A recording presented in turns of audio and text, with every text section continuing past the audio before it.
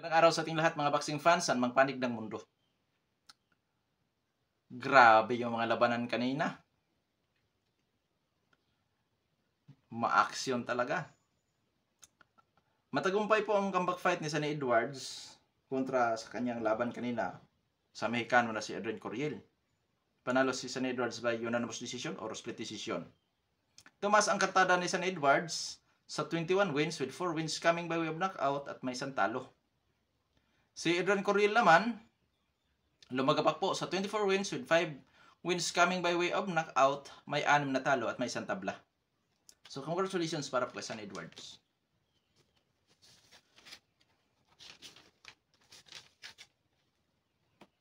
Yamilet Mercado kontra Ramla Ali. Panalo po si Yamilet Mercado by unanimous decision na kung saan tumaas po ang kanyang kartada sa 24 wins with 5 wins coming by way of knockout, may 3 talo, ngunit wala pa natalang tabla. Si Ramla Ali naman po mga lods, lumagapak po sa 9 wins with 2 wins coming by way of knockout, may 2 talo. Congratulations para po kay Yamilet Ali. Bibihira po akong maggawa ng video sa boxing ng mga babae. Arturo Pupuka aka Arturo Cardenas kontra Danny Barrios. Labanan ng undefeated po yun mga lods. Panalo po si Arturo Pupuka aka Arturo Cardenas sa pamamagitan po ng unanimous decision. So tumaas po ang kanyang kartada sa 14 wins with 8 wins coming by way of knockout, undefeated at may isang tabla. Si Danny Barrios Flores naman po mga lods, lumagapak po sa 15 wins with 5 wins coming by way of knockout, may isang talo na, ngunit wala pa natalang tabla. So congratulations para po kay Arturo Pupuka.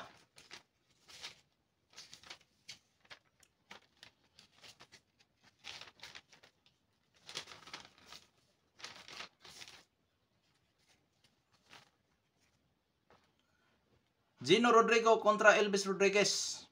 Panalo po si Rodriguez sa pamamagitan po ng unanimous decision or split decision.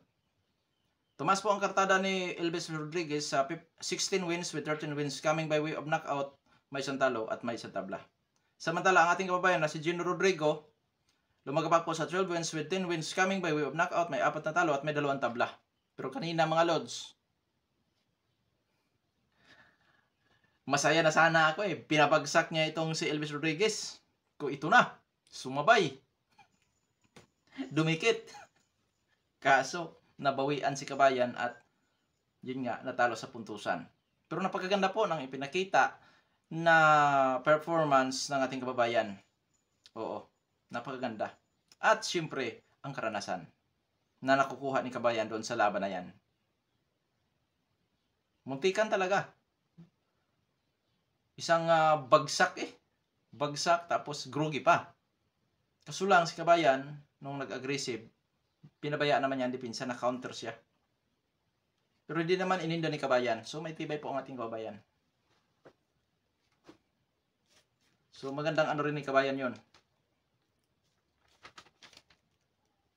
At sa bakbakan sa pagitan ni Juan Francisco Estrada kontra JC Rodriguez, panalo po si JC Rodriguez by 7th round knockout. Tumas ang kartada ni JC Rodriguez sa 20 wins with 13 wins coming by way of knockout, undefeated. Samantala, si Juan Francisco Estrada, lumagabak po sa 44 wins with 28 wins coming by way of knockout, may 4 na talo. Ngunit wala pa natalang tabla. At for the first time, nakatikim po ng knockout si Juan Francisco Estrada sa kanyang buong professional boxing career. So napalitan na ang hari sa super flyweight division mga lods, dahil ang hari po talaga dyan ay si Juan Francisco Estrada. Napalitan na.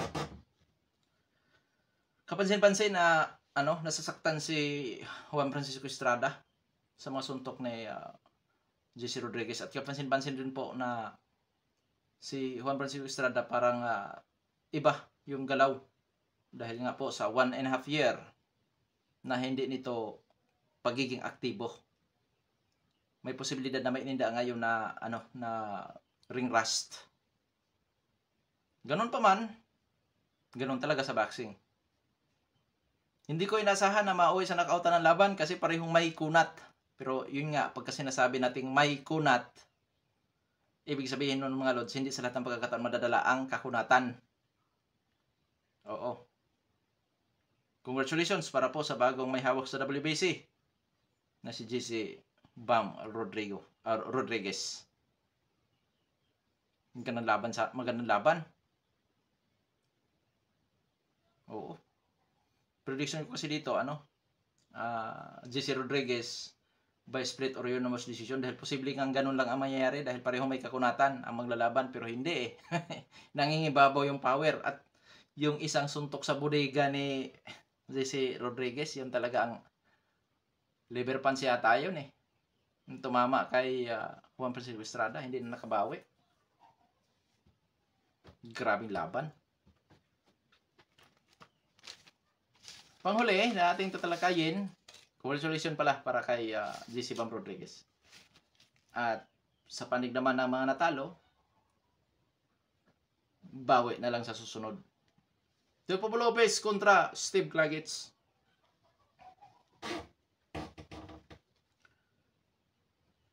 Ano bang prediction ko doon, Teopo Lopez? Hindi ko matatandaan mga lods yung anong prediction ko. Pero Teopo Lopez ako doon. At daw naman sa GC Rodriguez at Juan Francisco Estrada, Rodriguez ako doon. Dito naman, sabi ko hindi bastang kalaban ito para kay Teopo Lopez. Tama nga, umabot po sila sa 12 rounds. Bagamat, ang inasahan ko po talaga kay Teopo mo, ma-knockout niya si Claggett o kahit mapabagsak man lamang. Pero walang na sa puntusan lang talaga nanalo si Teopo Lopez. Nagmumukhang walang lakas si Teopo Lopez sa laban Pansin nyo ba? Tipong parang magaga ng suntok ni Lopez. Or matibay lang talaga si Steve Claggett. Na kay Teopo Lopez ang lahat ng pagkakataon para makapagpatama ng solido. Bakit? Umaabante yung kanyang katunggali. Hirap kasi si Teopo Lopez sa mga technical fighter, outboxer na mga boksingero na type na opponent.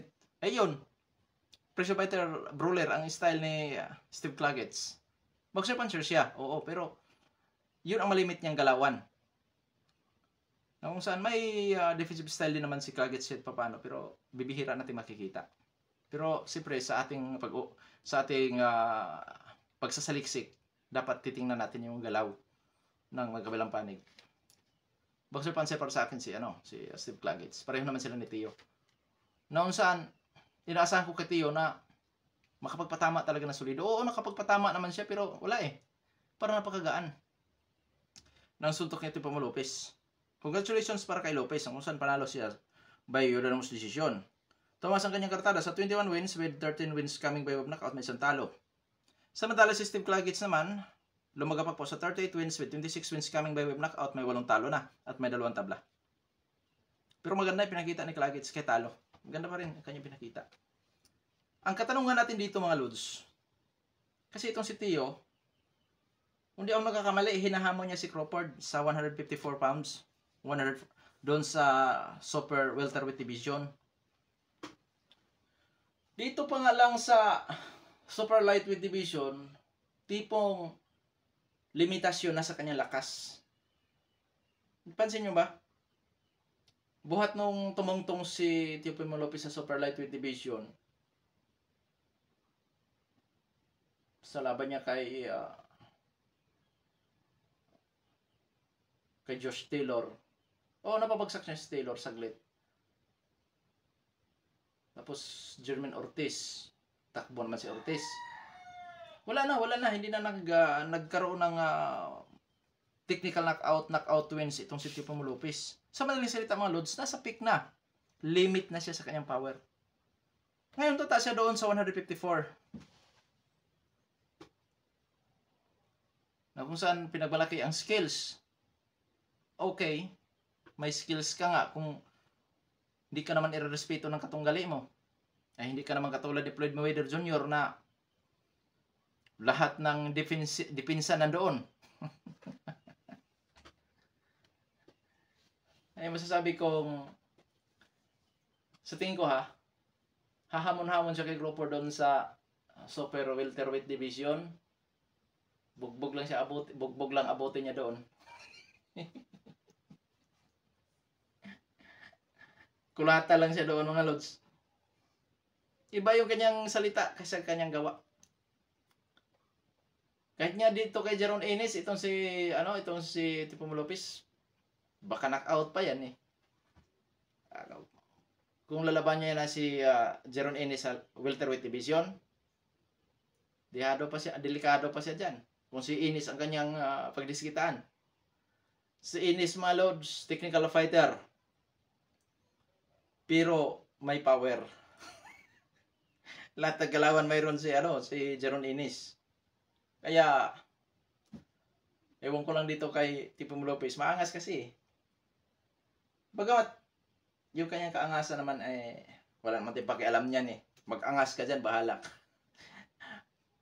Ikaw naman ay magsasaper niyan, ikaw naman yung magdadala eh. Mag-aangas ka eh, may kaangas, may iaangas din naman. Siyempre world champion, may iaangas. Masasabi kaya kung ngayon ang kanyang performance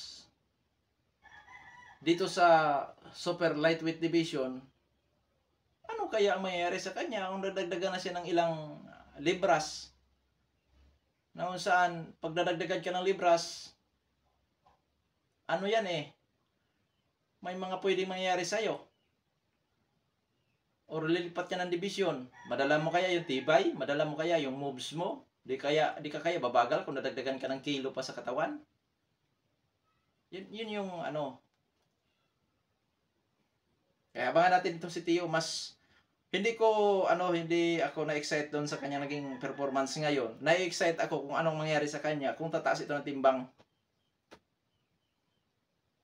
Lalo na't ang mga kakalabanin niya ay katulad ni Jeron Ennis, Terence Crawford. Oo, si Crawford may mga kahinaan si Crawford. Mahina sa panga si Crawford eh. Pag tinamaan sa panga si Crawford, masulidan. Katulad ng laban niya kay Ebenician. Hindi. Ebenician ba yun? Hindi. Yung Russian. Kalimutan ang pangalan. Na tinalo nga ni Berhel Ortiz din yun. Kalimutan ang pangalan, mga lods. Yung na nagpabagsak kay Crawford, hindi kilalang boksingero. Kaya, na lang, kung doon siya si Crawford, alam ni Crawford ang galaw ni Tio. Siyempre, gagamitan ni Crawford yan ng padudugas. Gagamitan ng distansya. Although magkasintangkan lang naman sila, 5'8". Pero, sa skills ni Crawford, tapos combination sa power, yun. Maliban na lamang siguro kung maka one punch knockout si Tipo Lopez. Pero ang katanungan dyan, dito pa nga lang sa super lightweight division, wala siyang nagagawa. Ilang laban na? 3. Ay mga mahilig tumakbo yung nakalaban niya. Sino ba yun? Sige. Josh Taylor. Pinabagsak niya pero hindi niya may knockout. Sandor Martin. Sa Martin, anong division sa Sandor Martin? Super lightweight yata yun Si Jermaine Ortiz. At ito, si Claggett. Heavy underdog si Claggett, mga lods sa gabi ng laban. Kaya, abangan natin to si Tipo Lopez kung ano ba ang kanyang balak, kung ito'y tataas ba ng timbang gayong sa kanyang performance, kapansin-pansin na walang lakas. Abangan nyo, gagawin natin video nung saan sa buong buwan ng July ay maghahayag tayo ng mga bakbakan dito.